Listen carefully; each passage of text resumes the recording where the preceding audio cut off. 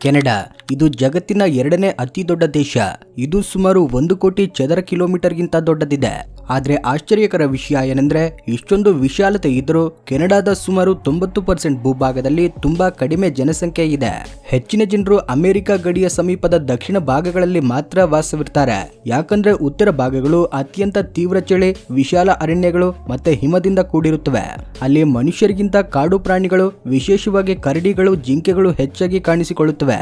ಪ್ರಕೃತಿ ಪರವಾಗಿ ಇದು ಅದ್ಭುತವಾಗಿದ್ರೂ ವಾಸವಿರುವುದಕ್ಕೆ ಮಾತ್ರ ಬಹಳ ಕಠಿಣ ಪ್ರದೇಶಗಳು. ತುಂಬಾನೇ ವಿಚಿತ್ರವಾದ ವಿಷಯ ಏನಂದ್ರೆ ಕೆನಡಾದ ಯುಕಾನ್ ಪ್ರದೇಶದಲ್ಲಿ ಸೌಟೋ ಕಾಕ್ಟೈಲ್ ಎಂಬ ವಿಚಿತ್ರ ಡ್ರಿಂಕ್ ಫೇಮಸ್ ಆಗಿದೆ. ಈ ಡ್ರಿಂಕ್ ಅಲ್ಲಿ ನಿಜವಾದ ಮನುಷ್ಯನ ಕಾಲಿನ ಬೆರಳನ್ನ ಗ್ಲಾಸ್ ಅಲ್ಲಿ ಹಾಕ್ತಾರೆ. ಇದನ್ನ ಕುಡಿಯುವಾಗ ಆ ಬೆರಳು ನಿಮ್ಮ ತುಟಿಗಳನ್ನ ಸ್ಪರ್ಶಿಸಬೇಕು ಎಂಬ ನಿಯಮ ಇದೆ. ಇದು ಕೇಳಲು ಸ್ವಲ್ಪ ಭಯಾನಕವಾಗಿದ್ರೂ ಅದು ಅಲ್ಲಿನ ಒಂದು ವಿಚಿತ್ರ ಸಂಪ್ರದಾಯ. ಈ ಅನುಭವವನ್ನ ವಿಶೇಷವಾಗಿ ಭಾವಿಸಿ ಅನೇಕ ಪ್ರವಾಸಿಗರು ಆಸಕ್ತಿಯಿಂದ ಪ್ರಯತ್ನಿಸ್ತಾರೆ. ಮನುಷ್ಯರ ಜೀವನವನ್ನ ನಿಜವಾಗಿ ಬದಲಾಯಿಸಿದ ಮಹತ್ವದ ಆವಿಷ್ಕಾರಗಳಲ್ಲಿ ಒಂದು ಇನ್ಸುಲಿನ್. ಇದು ಪ್ರಪಂಚಕ್ಕೆ ನೀಡಿದ ಅತ್ಯಂತ ದೊಡ್ಡ ಕೊಡುಗೆಗಳಲ್ಲಿ ಒಂದು. ಆದ್ರೆ ಇಷ್ಟೊಂದು ದೊಡ್ಡ ಕೊಡುಗೆ ಕೆನಡಾ ದೇಶದಿಂದ ಬಂದಿದೆ. 1921ರಲ್ಲಿ ಯೂನಿವರ್ಸಿಟಿ ಆಫ್ ಟೊರೆಂಟೋದಲ್ಲಿ ಕೆಲಸ ಮಾಡಿದ ವಿಜ್ಞಾನಿಗಳು ಫೆಡ್ರಿಕ್ ಬ್ಯಾಂಟಿಂಗ್ ಮತ್ತೆ ಚಾರ್ಲ್ಸ್ ಬೆಸ್ಟ್ ಇನ್ಸುಲಿನ್ ಅನ್ನ ಯಶಸ್ವಿಯಾಗಿ ಕಂಡುಹಿಡಿದ್ರು. ಈ ಆವಿಷ್ಕಾರಕ್ಕೂ ಮುಂಚೆ ಸಕ್ಕರೆ ರೋಗ ಎಂದ್ರೆ ಬಹುತೇಕ ಸಂದರ್ಭಗಳಲ್ಲಿ ಪ್ರಾಣಾಂತಕವೆಂದು ಭಾವಿಸಲಾಗ್ತಿತ್ತು. ಸರಿಯಾದ ಚಿಕಿತ್ಸೆ ಇಲ್ಲದೆ ರೋಗಿಗಳ ಜೀವನ ಬಹಳ ಕಷ್ಟಕರವಾಗ್ತಿತ್ತು. ಆದ್ರೆ ಇನ್ಸುಲಿನ್ ಕಂಡುಹಿಡಿಯಲ್ಪಟ್ಟ ನಂತರ ಪರಿಸ್ಥಿತಿ ಸಂಪೂರ್ಣವಾಗಿ ಬದಲಾಗುತ್ತೆ. ಈ ಔಷಧಿ ಪ್ರಪಂಚದಾದ್ಯಂತ ಕೋಟ್ಯಾಂತರ ಜನರಿಗೆ ಹೊಸ ಆಶೆ, ಆರೋಗ್ಯ ಮತ್ತೆ ದೀರ್ಘಾಯುಷ್ಯವನ್ನ ನೀಡುತ್ತೆ. ಕೆನಡಾ ಜನರ ಜೀವನ ಶೈಲಿಯಲ್ಲಿ ಒಂದು ಆಸಕ್ತಿಕರ ಅಭ್ಯಾಸ ಇದೆ. ಅದೇನೆಂದ್ರೆ ಅವರು ಸಾಮಾನ್ಯವಾಗಿ ಮನೆಯೊಳಗಡೆ ಬೂಟುಗಳನ್ನು ಧರಿಸೋದಿಲ್ಲ. ಹೊರಗಡೆ ಎಷ್ಟೇ ತೀವ್ರ ಚಳಿ ಇದ್ದರೂ ಅಥವಾ ಹಿಮ ಸುರಿಯುತ್ತಿದ್ದರೂ ಮನೆಗೆ ಪ್ರವೇಶಿಸುವ ಮೊದಲು ಬೂಟುಗಳನ್ನ ಬಾಗಿಲ ಬಳಿ ತೆಗೆದು ಇಡುತ್ತಾರೆ. ಇದು ಅವರ ಸಂಸ್ಕೃತಿಯ ಭಾಗವಾಗಿ ಬದಲಾಗಿದೆ. ಕೆನಡಾ ಮಹಿಳೆಯರು ತಮ್ಮ ಹಕ್ಕುಗಳಿಗಾಗಿ ಬಹಳ ದೀರ್ಘಕಾಲ ಹೋರಾಟ ಮಾಡಿದರು. 1929ರಲ್ಲಿ ಇಲ್ಲಿ ಪರ್ಸನ್ಸ್ ಕೇಸ್ ಎಂಬ ಪ್ರಸಿದ್ಧ ಪ್ರಕರಣ ನಡೆಯುತ್ತೆ. ಇದರ ನಂತರವೇ ಕಾನೂನುಬದ್ಧವಾಗಿ ಮಹಿಳೆಯರಿಗೆ ಮನುಷ್ಯ ಎಂಬ ಸ್ಥಾನಮಾನ ದೊರೆಯುತ್ತೆ. ಮತ್ತೆ ಅವರಿಗೆ ಪಾರ್ಲಿಮೆಂಟ್ ಅಲ್ಲಿ ಕೂತುಕೊಳ್ಳುವ ಅಧಿಕಾರವೂ ದೊರೆಯುತ್ತೆ. ಇದು ಪ್ರಪಂಚದಾದ್ಯಂತ ಮಹಿಳೆಯರಿಗೆ ಬಹಳ ದೊಡ್ಡ ವಿಜಯವೆಂದು ಹೇಳಬೇಕು. ಇದಲ್ಲದೆ ಪ್ರಪಂಚದಲ್ಲೇ ಅತ್ಯಂತ ಪ್ರಸಿದ್ಧ ಜಲಪಾತವಾದ ನಯಾಗರಾ ಫಾಲ್ಸ್ ಕೆನಡಾ ಸೌಂದರ್ಯವನ್ನ ಇಮ್ಮಡಿಯಾಗಿಸುತ್ತದೆ. ಇಲ್ಲಿ ಪ್ರತಿ ಸೆಕೆಂಡಿಗೆ ಎಷ್ಟು ನೀರು ಬೀಳ್ತದೆ ಅಂದ್ರೆ ಅದರ ಶಬ್ದ ಯಾವುದೋ ಸಿಂಹದ ಗರ್ಜನೆಯಂತೆ ಕೇಳಿಸ್ತದೆ. ಕೆನಡಾ ಜನರು ಎಷ್ಟು ಸಭ್ಯರು ಎಂದ್ರೆ ಇದಕ್ಕಾಗಿ ಇಲ್ಲಿ ಸರ್ಕಾರವು ಅಪಾಲಜಿ ಆಕ್ಟ್ ಅನ್ನ ತರಬೇಕಾಯಿತು. ಈ ಕಾನೂನಿನ ಪ್ರಕಾರ ರಸ್ತೆಯಲ್ಲಿ ಯಾವುದೇ ಅಪಘಾತ ಆದ್ರೆ ಅಪಘಾತ ಮಾಡಿದವರು ಯಾರಾದರೂ ಸಾರಿ ಹೇಳಿದ್ರೆ ಅದನ್ನ ಕೋರ್ಟ್ ಅಲ್ಲಿ ಅವರ ತಪ್ಪು ಅಥವಾ ಅಪರಾಧವೆಂದು ಪರಿಗಣಿಸೋದಿಲ್ಲ.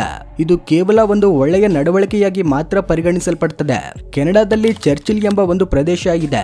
ಇದನ್ನ ಪ್ರಪಂಚದ ಪೋಲಾರ್ ಬೇರ್ ರಾಜಧಾನಿ ಅಂತ ಕರೆಯಲಾಗ್ತದೆ.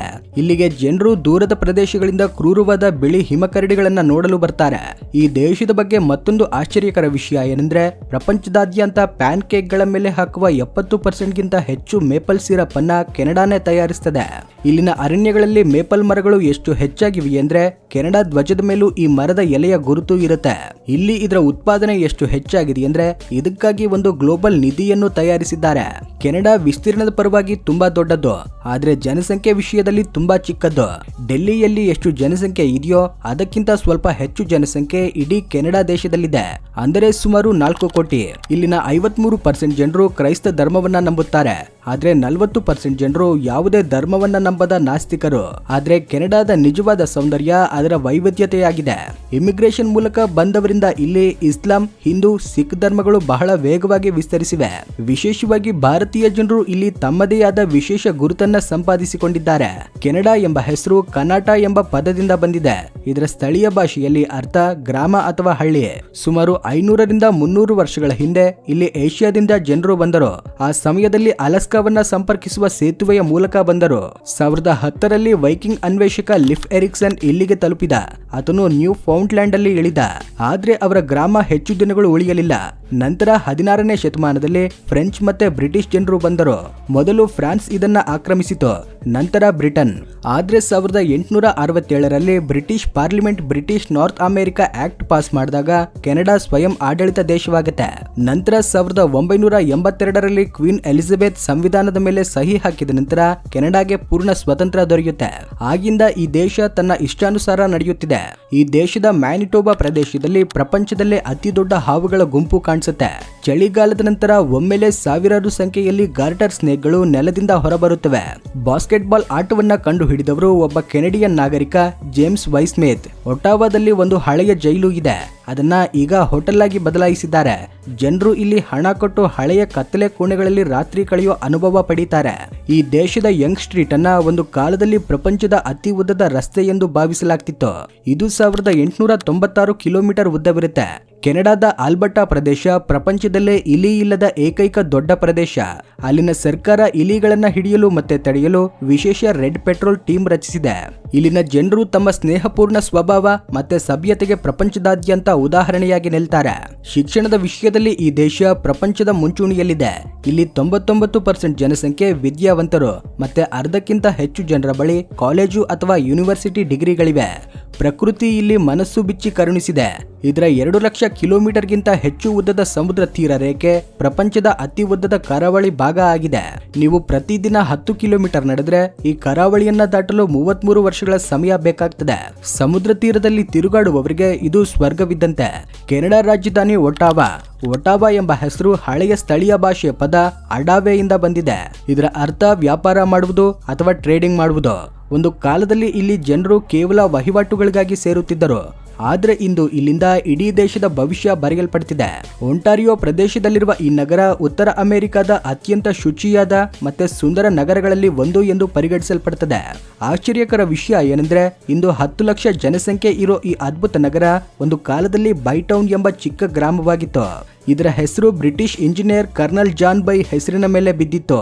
ಟೊರೆಂಟೊ ಮತ್ತೆ ಮ್ಯಾಂಟ್ರಿಯಲ್ ನಂತಹ ದೊಡ್ಡ ನಗರಗಳ ನಡುವೆ ರಾಜಧಾನಿಯಾಗಬೇಕು ಎಂಬ ಯುದ್ಧ ನಡೆದಾಗ ಒಂದು ಒಪ್ಪಂದದಂತೆ ಒಟಾವಾವನ್ನ ಆಯ್ಕೆ ಮಾಡಲಾಯಿತು. ಯಾಕಂದ್ರೆ ಇದು ಎರಡಕ್ಕೂ ನಡುವೆ ಇದೆ. ಈ ಮಧ್ಯ ಮಾರ್ಗ ಕಾಲಕ್ರಮೇಣ ಕೆನಡಾ ಶಕ್ತಿಯ ಕೇಂದ್ರವಾಗಿ ಬದಲಾಗುತ್ತೆ. ಚಳಿಗಾಲದಲ್ಲಿ ಒಟಾವಾ ಬೀದಿಗಳು ಹಿಮದ ದಾರಿಗಳಾಗಿ ಬದಲಾಗುತ್ತವೆ. ಒಟಾವಾದಲ್ಲಿ ಪ್ರಪಂಚದ ಅತಿ ದೊಡ್ಡ ಸಹಜ ಸ್ಕೇಟಿಂಗ್ ರಿಂಗ್ ಇದೆ. ಚಳಿಗಾಲದಲ್ಲಿ ಇಲ್ಲಿನ ಕಾಲುವೆಗಳು ಎಷ್ಟು ಗಡ್ಡೆಗಟ್ಟುತ್ತವೆ ಅಂದ್ರೆ ಜನರು ಆಫೀಸ್ಗೆ ಅಥವಾ ಮಾರುಕಟ್ಟೆಗೆ ಕಾರು ಅಥವಾ ಬಸ್ ಬದಲಿಗೆ ಸ್ಕೇಟ್ ಗಳನ್ನ ಧರಿಸಿ ಜಾರಿಕೊಂಡು ಹೋಗ್ತಾರೆ. ಸುಮಾರು 7.8 ಕಿಲೋಮೀಟರ್ ಉದ್ದದ ಈ ದಾರಿ ಪ್ರಪಂಚದ ಅತ್ಯಂತ ವಿಚಿತ್ರ ಹೈವೇ ಆಗ್ತದೆ. ಒಟಾವಾದಲ್ಲಿ ಒಂದು ಸ್ಥಳ ಇದೆ, ಅದು ನಿಮಗೆ ಸುಂದರ ಕನಸಿನಂತೆ ಕಾಣ್ತದೆ. ಅದೇ ಕಮಿಷನರ್ಸ್ ಪಾರ್ಕ್. ಇಲ್ಲಿ ಪ್ರತಿ ವರ್ಷ ವಸಂತ ಕಾಲದ ಆರಂಭದಲ್ಲಿ ಟ್ಯೂಲಿಪ್ ಫೆಸ್ಟಿವಲ್ ಆಚರಿಸಲಾಗ್ತದೆ. ಲಕ್ಷಾಂತರ ಬಣ್ಣ ಬಣ್ಣದ ಟ್ಯೂಲಿಪ್ ಹೂವುಗಳು ಒಮ್ಮೆಲೆ ನಗುಮುಖದಿಂದ ಕಾಣುವ ದೃಶ್ಯ ಅಮೋಘವಾಗಿರುತ್ತೆ. ಇಲ್ಲಿನ ಹವಾಮಾನ 2 ಬೇರೆ ಬೇರೆ ಕಥೆಗಳಿಗೆ ಪ್ರಸಿದ್ಧ. ಚಳಿಗಾಲ ಬಂದಾಗ ಒಟಾವಾ ಹಿಮದ ಹೊದಿಕೆಯನ್ನ ಹಾಕಿಕೊಳ್ತದೆ. ಇಲ್ಲಿನ ತಾಪಮಾನ -20 ಡಿಗ್ರಿವರೆಗೂ ಇಳಿಯುತ್ತೆ. ಇದು ಕೇಳಲು ಭಯಾನಕವಾಗಿದ್ರೂ ಇಲ್ಲಿ ಬೀಳುವ ದಪ್ಪ ಹಿಮ ಈ ನಗರವನ್ನ ವಿಂಟರ್ ವಂಡರ್ಲ್ಯಾಂಡ್ ಆಗಿ ಮಾಡ್ತದೆ. ಅದೇ ಸಮಯದಲ್ಲಿ ಇಲ್ಲಿನ ಬೇಸಿಗೆ ಕಾಲ ತುಂಬಾ ಚಿಕ್ಕದ್ದು, ಆದ್ರೆ ಎಷ್ಟೋ ಶಾಂತವಾಗಿರ್ತದೆ. ತಾಪಮಾನ 25ರಿಂದ 30 ಡಿಗ್ರಿ ನಡುವೆ ಇರುವಾಗ ನಗರದ ಸೌಂದರ್ಯ ಅದ್ಭುತವಾಗಿರುತ್ತದೆ. ಕೆನಡಾ ಜನರು ಹವಾಮಾನದ ಬಗ್ಗೆ ಗೋಳಾಡೋದಿಲ್ಲ, ಬದಲಿಗೆ ಪ್ರತಿ ಬದಲಾಗುವ ಹವಾಮಾನವನ್ನ ಹಬ್ಬವಾಗಿ ಆಚರಿಸ್ತಾರೆ. ಕೆನಡಾಗೆ ಟ್ಯೂಲಿಪ್ ಹೂವುಗಳ ಸಂಬಂಧ ಒಂದು ರಾಜಕೀಯ ಅನುಭೂತಿಯೊಂದಿಗೆ ಸಂಬಂಧಿಸಿದೆ. ಒಟಾವಾದ ಲಕ್ಷಾಂತರ ಟ್ಯೂಲಿಪ್ ಹೂವುಗಳು ಎಲ್ಲಿಂದ ಬಂದವು ಗೊತ್ತಾ? 2ನೇ ವಿಶ್ವಯುದ್ಧದ ಸಮಯದಲ್ಲಿ ನೆದರ್ಲ್ಯಾಂಡ್ಸ್ ಮೇಲೆ ದಾಳಿ ನಡೆದಾಗ ಅಲ್ಲಿನ ಯುವರಾಣಿ ಕೆನಡಾದಲ್ಲಿ ಆಶ್ರಯ ಪಡೆದರು. ಅದಕ್ಕೆ ಧನ್ಯವಾದ ತಿಳಿಸಲು ಡಚ್ ರಾಜ ಕುಟುಂಬ ಕೆನಡಾಗೆ ಸಾವಿರಾರು ಟ್ಯೂಲಿಪ್ ಬೀಜಗಳನ್ನ ಉಡುಗೊರೆಯಾಗಿ ನೀಡಿತು. ಇಂದಿಗೂ ಪ್ರತಿ ವರ್ಷ ನೆದರ್ಲ್ಯಾಂಡ್ಸ್ ಇಂದ ಸಾವಿರಾರು ಹೂವುಗಳು ಕೆನಡಾಗೆ ಕಳುಹಿಸಲ್ಪಡುತ್ತವೆ. ಇವು ಈ 2 ದೇಶಗಳ ಅವಿಭಾಜ್ಯ ಸ್ನೇಹಕ್ಕೆ ಸಾಕ್ಷಿ. ಇದು ನಯಾಗರಾ ಫಾಲ್ಸ್. ಇದು ಕೇವಲ ಒಂದು ಜಲಪಾತವಲ್ಲ, ಪ್ರಕೃತಿ ಶಕ್ತಿಗೆ ಸಾಕ್ಷಿ. ಪ್ರಪಂಚದಲ್ಲಿ ಅನೇಕ ಜಲಪಾತಗಳಿವೆ, ಆದ್ರೆ ನಯಾಗರ ತರದ್ದು ಬೇರೆ ಯಾವುದೂ ಇಲ್ಲ. ಇದು ನೀರು ಬೀಳುವ ಸ್ಥಳವಲ್ಲ, ನೀರು ಗರ್ಜಿಸುವ ಸ್ಥಳ. ಕೆನಡಾ ಮತ್ತೆ ಅಮೆರಿಕ ಗಡಿಯಲ್ಲಿರುವ ಈ ಪ್ರಕೃತಿ ಅದ್ಭುತ ಪ್ರತಿ ವರ್ಷ ಕೋಟ್ಯಾಂತರ ಜನರನ್ನ ತನ್ನ ಮಾಯಾಶಕ್ತಿಯಿಂದ ಮಂತ್ರಮುಗ್ಧಗೊಳಿಸುತ್ತೆ.